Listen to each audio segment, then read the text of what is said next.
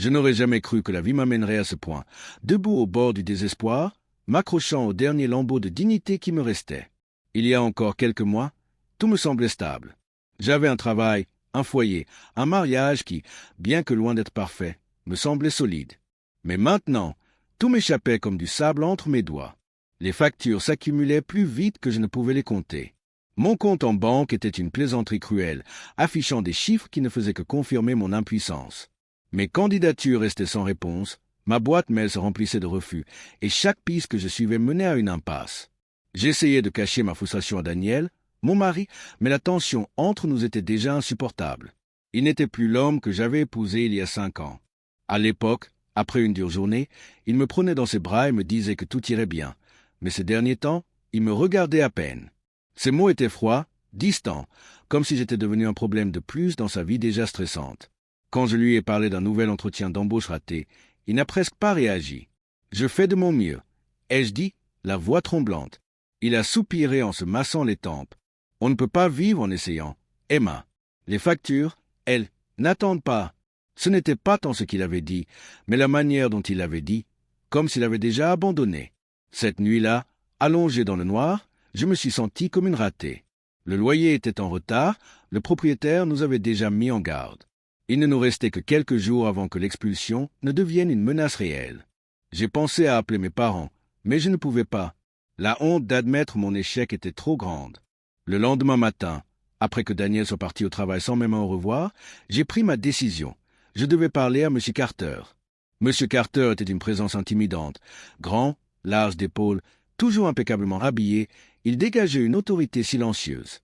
Il possédait plusieurs propriétés dans le quartier, et à voir comment il gérait ses affaires, il était évident qu'il avait de l'argent et du pouvoir. Nous avions à peine échangé quelques mots auparavant, en dehors des discussions habituelles entre locataires et propriétaires. Je frappai à la porte de son bureau, les mains tremblantes. Lorsqu'il ouvrit, ses yeux sombres me scrutèrent attentivement, comme s'il savait déjà pourquoi j'étais là. « Emma » dit-il d'un ton suave, en s'appuyant contre le cadre de la porte. « Je me demandais quand tu viendrais. » Ces mots m'envoyèrent un frisson dans le dos. J'esquissai un sourire forcé. J'ai besoin d'un peu plus de temps pour rassembler le loyer. J'ai perdu mon travail et les choses sont... Je sais, me coupa-t-il. Je garde un œil sur mes locataires. Tu galères depuis un moment. La honte me brûla de l'intérieur. J'étais sûr qu'il l'avait remarqué. Écoutez, avalai-je difficilement ma salive. Si je pouvais juste obtenir un délai, je te promets que je... Il ricana en secouant la tête. Emma, les propriétaires ne survivent pas avec des promesses. La gorge nouée, je n'avais plus rien à offrir. Je ne peux pas te donner plus de temps, poursuivit-il, mais je peux te proposer autre chose. Son regard s'attarda sur moi d'une manière qui me retourna l'estomac. Je savais déjà où il voulait en venir avant même qu'il ne le dise. « Tu es une belle femme, » dit-il avec désinvolture, comme s'il commentait la météo, et je crois aux échanges équitables. Mon corps se raidit. Je reculai instinctivement, le cœur battant. Les mots restèrent coincés dans ma gorge. « Il n'y a aucune pression, » ajouta-t-il en levant les mains en signe d'innocence feinte. « Tu as besoin d'aide, je peux t'en apporter. Sans attache. » Sans attache, comme si cela rendait la chose plus acceptable. Je fis demi-tour et sortis en trombe, le cœur affolé. Une fois dehors, je respirai enfin, mais le poids de son offre me suivit jusqu'à la maison. Daniel rentra tard ce soir-là. J'étais resté éveillé à l'attendre, espérant un signe de réconfort, une preuve qu'il se souciait encore de moi, mais lorsqu'il franchit la porte, il m'ignora presque complètement. « Tu es en retard ?» dis-je doucement. « Le boulot a pris du temps » marmonna-t-il en défaisant sa cravate. Je voulais le croire, mais il y avait quelque chose d'étrange dans sa voix. « Daniel, est-ce qu'on va bien ?» Ma voix était à peine un murmure. Il me regarda enfin, vraiment regarda, pour la première fois depuis des semaines, mais au lieu de la chaleur que j'y cherchais, je ne vis que de l'épuisement. « On va bien, Emma, » dit-il, mais ça sonnait faux. J'acquiesçai, mais ma poitrine se serra. Cette nuit-là, je ne pus m'empêcher de repenser à l'offre de M. Carter, à quel point il serait facile de dire oui, juste une fois, juste pour sortir de cette impasse. Mais l'idée me rendait malade. Je me répétais que je trouverais une autre solution, mais alors que les jours passaient, les choses n'ont fait qu'empirer. Je parcourais les offres d'emploi, envoyais des candidatures sans jamais recevoir de réponse. Je vendais mes vieux vêtements, mes bijoux, tout ce que je pouvais, mais cela suffisait à peine à payer l'épicerie, encore moins le loyer. Daniel me parlait à peine. Il rentrait tard, toujours fatigué, toujours distant. Certaines nuits, il ne rentrait même pas du tout. Et puis j'ai commencé à remarquer des petits détails. Son téléphone toujours en silencieux, la manière dont il évitait mon contact, cette odeur de parfum qui n'était pas la mienne. Je me suis dit que j'étais paranoïaque, que le stress me faisait voir des choses qui n'existaient pas, mais au fond de moi, je savais que quelque chose entre nous s'était déjà brisé. L'avis d'expulsion est arrivé 3 jours plus tard. Dernier avertissement. Plus aucune prolongation. Mon estomac s'est tordu en lisant le papier. Ma main tremblait si fort que je pouvais à peine le tenir. J'ai pensé à appeler Daniel, mais à quoi bon? Il ne s'était pas soucié de moi avant, et il ne s'en soucierait pas maintenant. Ce soir-là, assis seul dans notre appartement plongé dans l'obscurité, la réalité m'a frappé de plein fouet comme une vague déferlante. Plus d'argent, plus de travail, plus d'aide. J'avais supplié, combattu, fait tout ce que je pouvais, mais rien n'avait fonctionné. Et puis, comme un écho cruel, les mots de M. Carter me sont revenus en mémoire. Des échanges équitables, sans attache. J'ai fixé mon téléphone, mes doigts hésitant au-dessus de son numéro. Un poids esséurant s'est installé dans ma poitrine alors que je me débattais avec moi-même. J'avais toujours cru que jamais je ne compromettrais mes principes, que jamais je ne me retrouverais dans une telle situation. Mais je n'avais jamais été aussi désespéré. J'ai appuyé sur « Appeler ». Le téléphone a à peine sonné avant qu'il ne réponde. Sa voix suave, presque certaine. « Emma, je t'attendais. » La honte m'a brûlé de l'intérieur, mais je l'ai ravalée. J'ai besoin d'aide. C'est là que j'ai su que l'arrangement était scellé. Pas besoin de détails, juste un accord tacite. Mes mains tremblaient quand j'ai raccroché. Mon cœur battait si fort que j'avais l'impression qu'il allait exploser.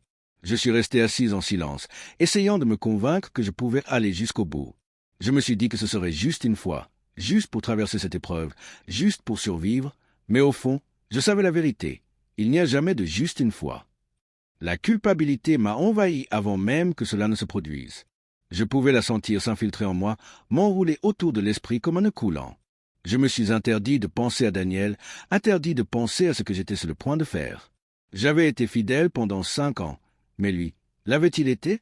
J'ai voulu y croire, mais le doute était plus fort que mon déni. Quand j'ai retrouvé M. Carter, j'ai eu l'impression d'avancer vers un point de non-retour.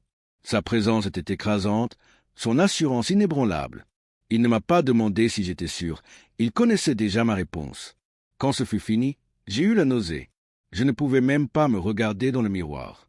Mon corps ne m'appartenait plus, comme si j'avais échangé une partie de moi contre quelque chose de temporaire, quelque chose qui, au fond, n'aurait aucune importance à long terme.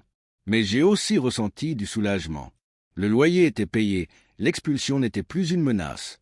Pour la première fois depuis des mois, je n'avais plus l'impression de me noyer. Je me suis dit que c'était terminé, que je ne recommencerais jamais, que je pouvais reprendre ma vie comme si de rien n'était. Mais je me trompais, parce qu'en rentrant chez moi, Daniel m'attendait, et dans son regard, j'ai su qu'il avait compris que quelque chose avait changé. Il m'a observé plus longtemps que d'habitude, me scrutant d'une manière qu'il n'avait pas fait depuis des mois.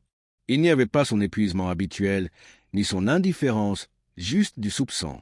Il n'a rien dit, pas tout de suite.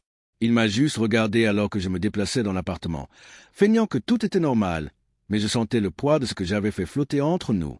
J'ai gardé mes distances, de peur que, s'il s'approchait trop, il puisse lire la culpabilité sur mon visage. Cette nuit-là, il était plus silencieux que d'habitude. Puis, enfin, il a parlé d'une voix calme et posée. « Où étais-tu aujourd'hui » Mon estomac s'est noué. « Dehors » ai-je dit, la voix éraillée. Il a hoché la tête lentement, ses doigts tapotant contre la table. « Dehors? Où » J'ai hésité.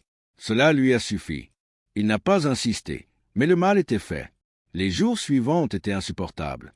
Il était plus froid, plus distant. Je pensais cacher ma culpabilité, mais la tension entre nous est devenue oppressante. Il a arrêté de poser des questions, mais je le sentais planer dans l'air à chaque fois qu'il me regardait. Je me suis répété que c'était lui qui s'était éloigné le premier, que je n'étais pas la seule à avoir des secrets.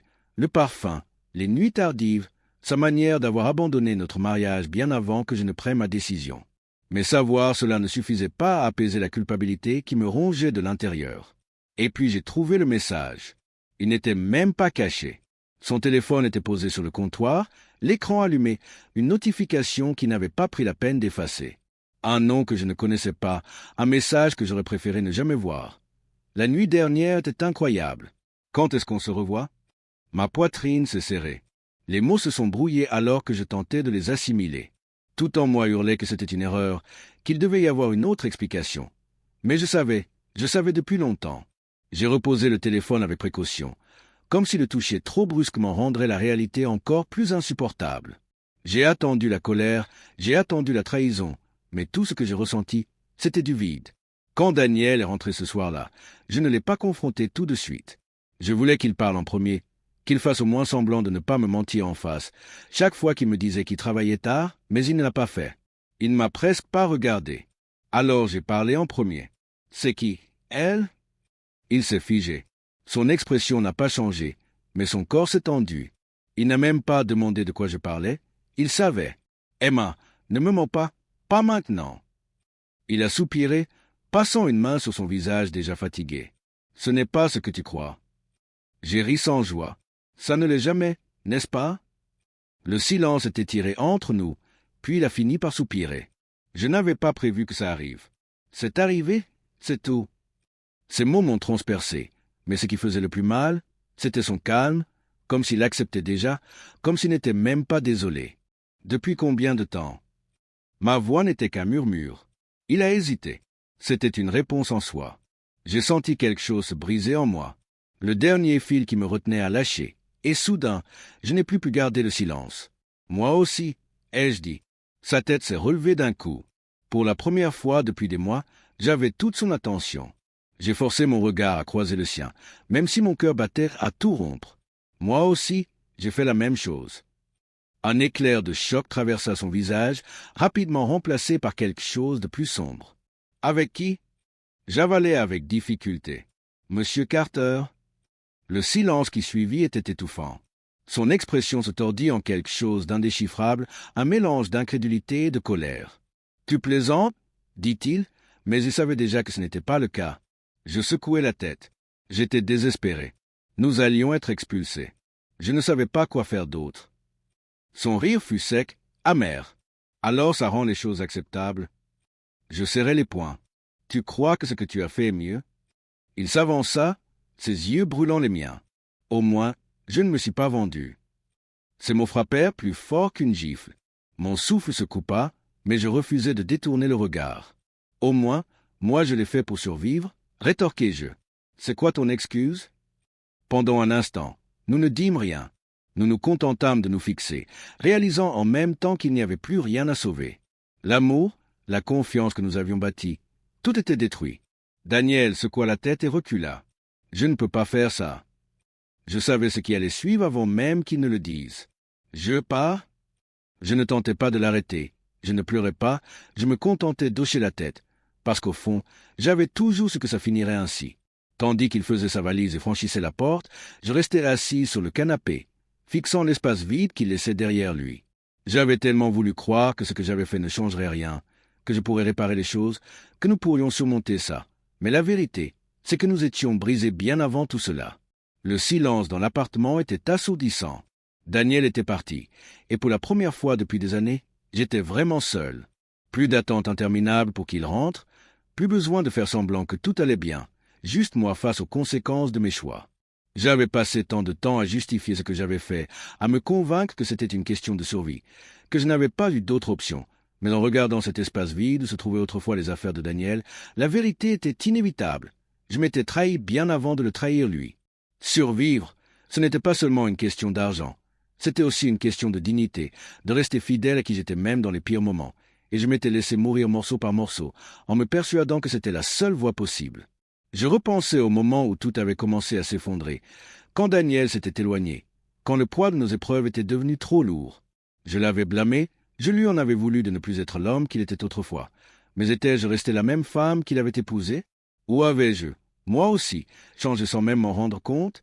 Ces derniers mois avaient fait de moi une étrangère à mes propres yeux, une femme qui avait perdu espoir, qui avait abandonné, une femme qui avait fait des choix dictés par le désespoir et non par la force.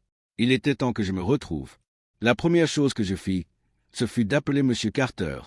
Je pouvais entendre la satisfaction dans sa voix lorsqu'il décrocha, comme s'il savait déjà pourquoi je l'appelais, mais je le coupai avant qu'il ne puisse dire quoi que ce soit. « C'est fini » déclarai-je fermement. Un silence, puis un léger rire. « Oh » Tu as obtenu ce que tu voulais, et maintenant tu te débarrasses de moi. » J'avalais la honte qui me brûlait la gorge. J'ai fait une erreur, je ne la referai plus.